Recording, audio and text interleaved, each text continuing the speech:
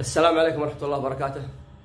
عندي هذا الرد على ضاحي خلفان بن تميم لما قال: إذا كان العرب ينتسبون إلى اليمن فأنا أتبرأ من الانتساب إلى العرب. فهذا ردي عليه. والضاح يا ضاحي لها ألف تفسير، والضاح يا ضاحي لها ألف تفسير، ولها في القاموس عدة معاني.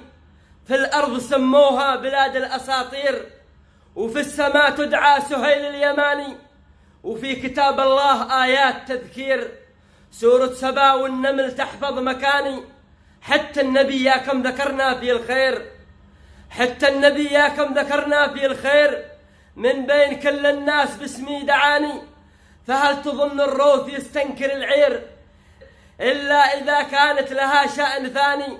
ما ينكر أصله من خلق بالمقادير إلا إذا جاء من سبب فعل زاني.